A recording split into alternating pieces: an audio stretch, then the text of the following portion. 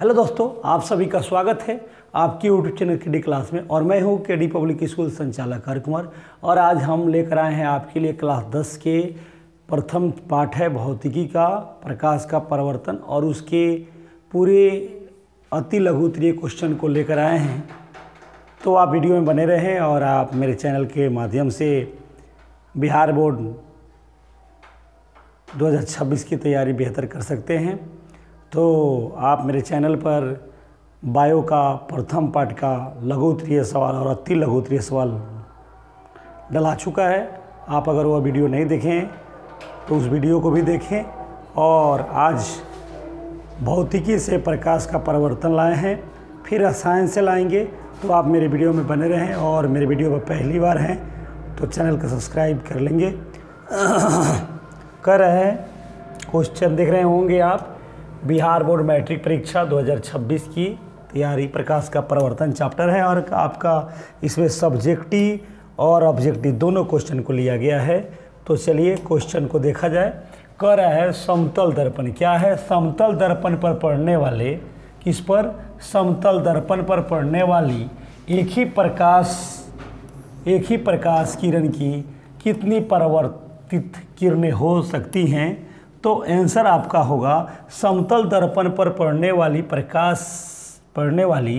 एक ही प्रकाश की किरण की निम्नलिखित परावर्तित किरणें हो सकती हैं। एक है आपतित किरण हो सकती है और दूसरा परावर्तित किरणें हो सकती हैं। कितनी? एक है परावर्तित किरण, दूसरा है आपतित किरण। तो आपसे परीक्षा में पूछेगा समतल दर्पण पर पड़ने वाली एक ही प्रकाश किरण की कितनी परावर्तित किरणें होगी? तो वह होगा 2। एक है आपतित किरण, दूसरा है परावर्तित किरण। चलिए अगला सवाल देखा जाए।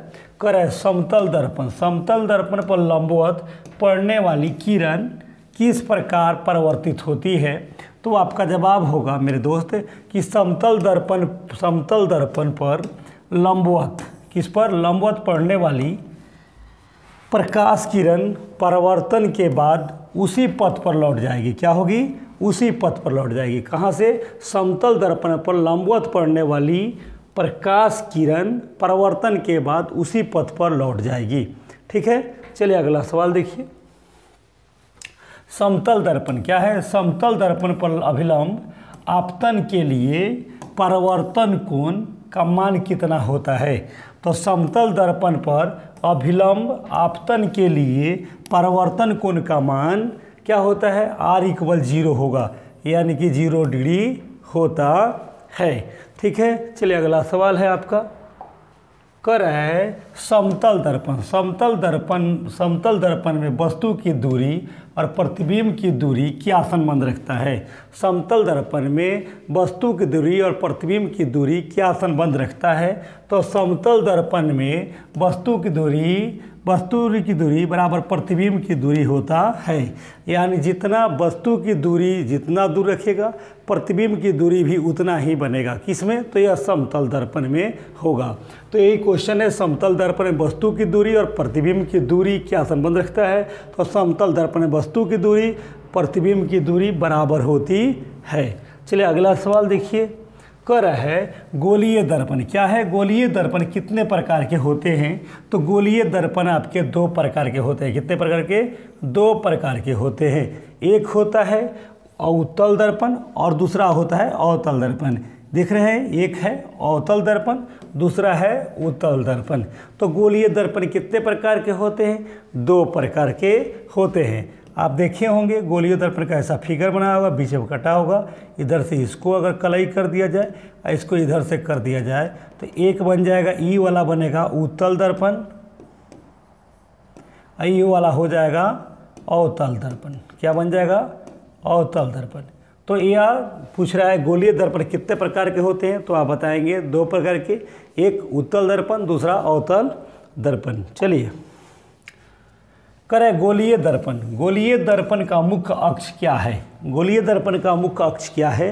तो आपका जवाब होगा गोलीय दर्पण का मुख्य अक्ष ध्रुव से वक्रता केंद्र को मिलाने वाली रेखा होता है। क्या होता है? गोलीय दर्पण का मुख्य अक्ष क्या है? तो गोलीय दर्पण का मुख्य अक्ष ध्रुव से वक्रता केंद्र को मिलाने वाली रेखा को क्या कहते हैं? मुख्य अक्ष कहते हैं। चलिए अगला सवाल कर है अवतल दर्पण के फोकस की परिभाषा दें। यानी अवतल दर्पण की फोकस किसे कहते हैं? तो अवतल दर्पण का फोकस मुख्य अक्ष पर वह बिंदु है जहां मुख्य अक्ष के समानांतर यादी करने पर दर्पण से परावर्तन के बाद मिलती है। यही आपका जवाब होगा। तो अवतल दर्पण के फोकस की परिभाषा दे तो आप लिखेंगे अवतल दर्पण का फोकस मुख्य अक्ष पर वह बिंदु है जहां मुख्य अक्ष के समानांतर यादी करने दर्पण से परावर्तन के बाद मिलती है। चलिए अगला सवाल देखिएगा आप। कर है गोलीय दर्पण क्या है? गोलीय दर्पण की फोकस दूरी f और वक्रता त्रिज्या r में क्या संबंध है? यानी पूछ रहा है गोलीय दर्पण की फोकस दूरी और वक्रता त्रिज्या, यानी फोकस दूरी और वक्रता त्रिज्या में क्या संबंध है? तो बताया गया है गोलीय दर्पण की फोकस दूरी, क्या चीज़? गोलीय दर्पण की फोकस दूरी यानी कि f उसकी वक्रता त्रिज्या की आधी होती है। क्या होती है? गोलीय दर्पण की फोकस दूरी वक्रता त्रिज्या की आधी होती है, अर्थात f बराबर r/2 लिखा हुआ है। यानी फोकस दूरी वक्रता त्रिज्या की आधी होती है। तो आपसे परीक्षा में पूछे गोलीय दर्पण की फोकस दूरी, अति महत्वपूर्ण सवाल है, इसे याद जरूर रखेंगे। गोलीय दर्पण की फोकस दूरी और वक्रता त्रिज्या में क्या संबंध है? तो आप बताएंगे गोलीय दर्पण की फोकस दूरी और वक्रता त्रिज्या क्या होती है? वक्रता त्रिज्या की आधी होती है, अर्थात a बराबर r/2। चलिए अगला सवाल है एक दर्पण का नाम बताए जो किसी वस्तु का सीधा आवर्धित प्रतिबिंब दे सके। तो वह कौन सा दर्पण है जो किसी वस्तु का सीधा और आवर्धित प्रतिबिंब बनाएगा? तो वह है आपका उत्तल दर्पण। कौन सा दर्पण है? उत्तल दर्पण है। उत्तल दर्पण हमेशा किसी वस्तु का सीधा और आवर्धित प्रतिबिंब बनाता है, जबकि अवतल दर्पण है वह कभी क्या करता है? सीधा बनाता है तो कभी उल्टा बनाता है। चलिए अगला सवाल है आपका। कर एक अवतल दर्पण द्वारा आभासी प्रतिबिंब बनाने के लिए वस्तु का स्थान क्या होना चाहिए? यानी एक अवतल दर्पण में वस्तु का आभासी प्रतिबिंब वस्तु को कहाँ रखा जाए कि बन जाएगा? कर एक अवतल दर्पण द्वारा आभासी प्रतिबिंब बनाने के लिए वस्तु का स्थान क्या होना चाहिए? यानी वस्तु को कहाँ रखा जाए कि अवतल दर्पण में वस्तु का प्रतिबिंब आभासी बनेगा?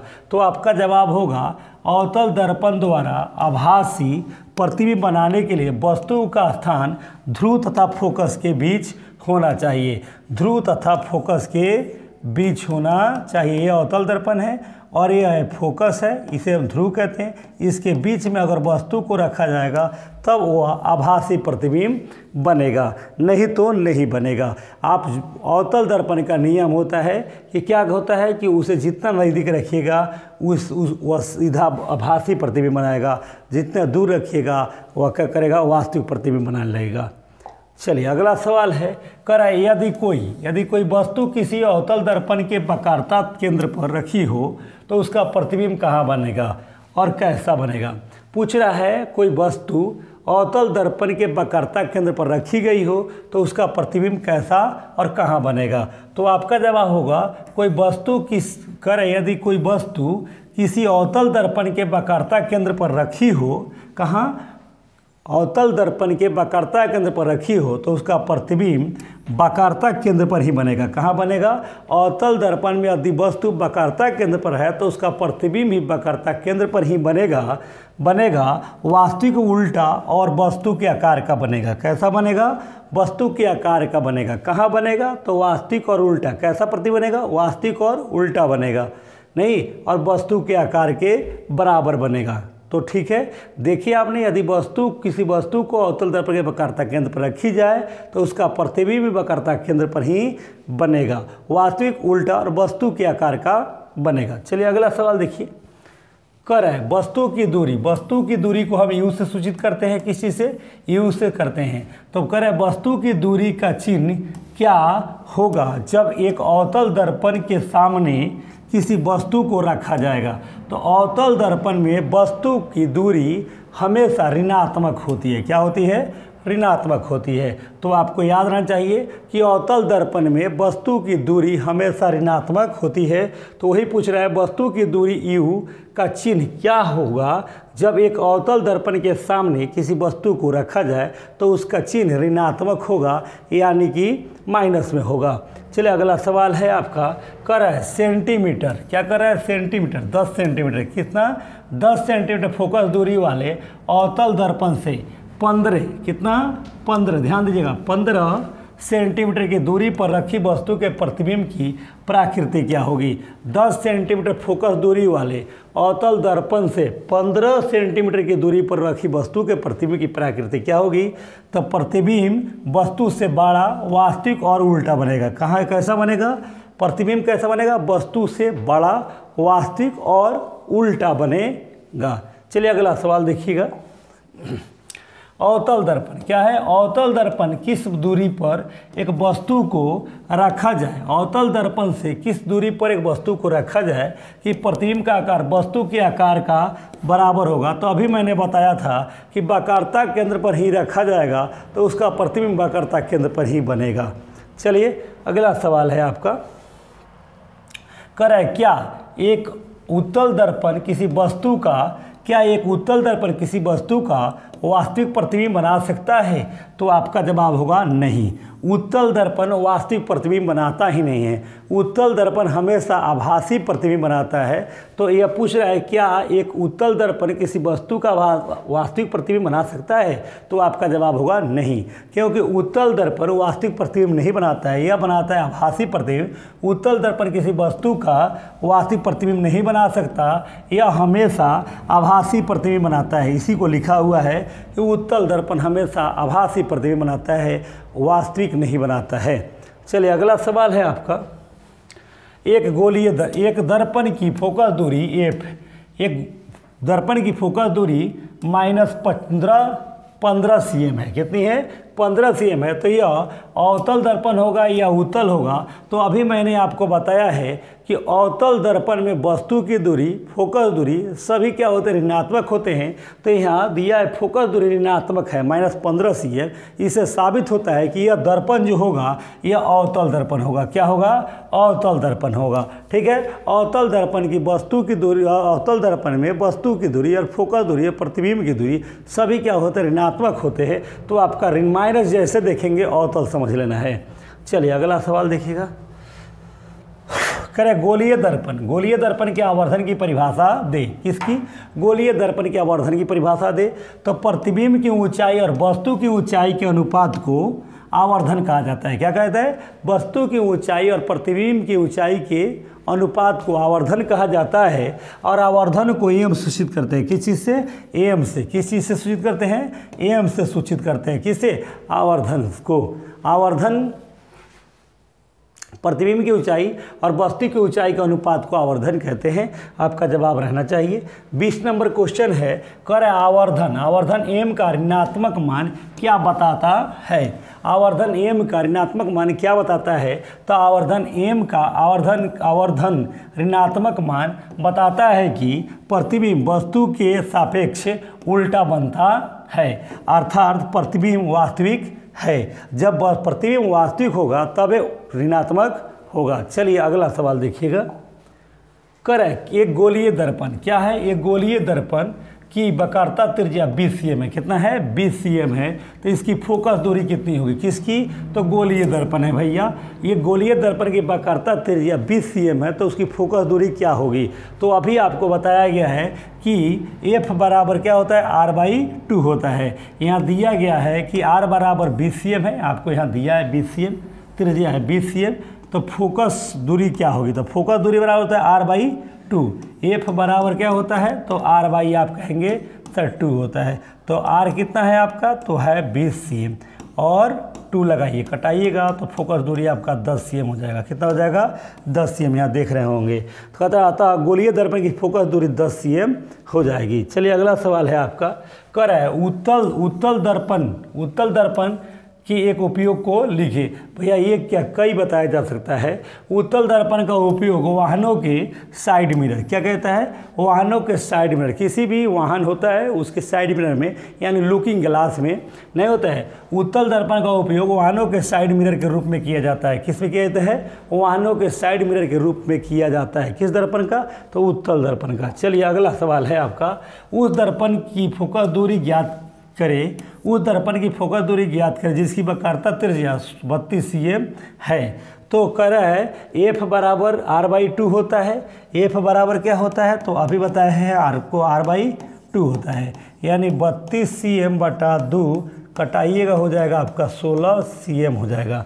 चूँकि दर्पण उत्तल दर्पण है, उत्तल है, इसलिए वो धनात्मक होगा। अवतल की फोकस दूरी, प्रतिबिंब की दूरी और वस्तु की दूरी ऋणात्मक होता है, और यहाँ बता रहा है कि 32 cm यानी कि धनात्मक आपको दर्शा रहा है, तो धनात्मक है इसलिए यह उत्तल दर्पण होगा। क्या होगा, उत्तल होगा।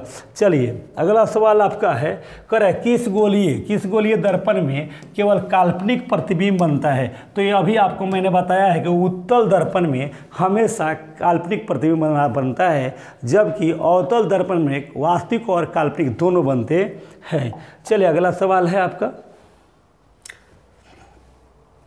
करें काल्पनिक प्रतिबिंब। काल्पनिक प्रतिबिंब से आप क्या समझते हैं, काल्पनिक प्रतिबिंब से आप क्या समझते हैं, तो किसी बिंदु स्रोत से आती प्रकाश की किरणें दर्पण से परावर्तन के बाद, किसी बिंदु स्रोत से आती प्रकाश किरणें दर्पण से परावर्तन के बाद जिस बिंदु से आती हुई प्रतीत होती हैं उसे काल्पनिक या आभासी प्रतिबिंब कहते हैं। क्या कहते हैं, काल्पनिक या आभासी प्रतिबिंब कहते हैं। आभासी प्रतिबिंब को पर्दे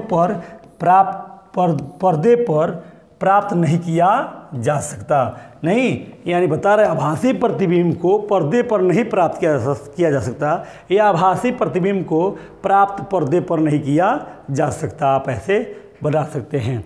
चलिए अगला सवाल है आपका, करें समतल दर्पण। क्या सा समतल दर्पण आवर्धन m+1 का क्या अर्थ है, यानी धनात्मक 1 का क्या अर्थ है। तो समतल दर्पण में आवर्धन m+1 का अर्थ है कि प्रतिबिंब का आकार वस्तु के आकार का बराबर है। क्या है, प्रतिबिंब का आकार वस्तु के आकार के बराबर है, और m धनात्मक है। क्या है, m धनात्मक चिन्ह बताता है कि वह प्रतिबिंब वस्तु के सापेक्ष सीधा है। क्या है, वस्तु के सापेक्ष सीधा है।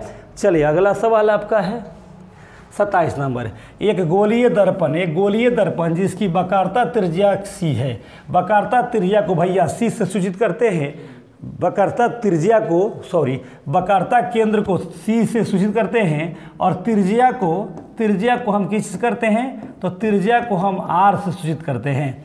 ठीक है, कह रहा है कि गोलीय दर्पण जिसका वक्रता केंद्र C है पर एक किरण ABC आपतित होती है, यह किस दिशा में परिवर्तित होगी, तो परावर्तन के बाद उसी पथ पर वह लौट जाएगी। क्या होगी, परावर्तन के बाद उसी पथ पर लौट जाएगी।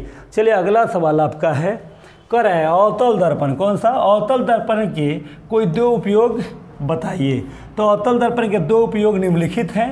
अवतल दर्पण के दो उपयोग बताना पूछ रहा है। तो अवतल दर्पण के दो उपयोग निम्न है। एक है हजामत बनाने के लिए, हजामत बनाने के लिए ऐनक के रूप में नहीं, और दूसरा है सर्च लाइट में, वाहनों के हेडलाइट में। सर्च लाइट में भी प्रयोग किया जाता है, वाहनों के हेडलाइट में भी किया जाता है, और हजामती बनाने वाले ऐनक के रूप में भी किया जाता है।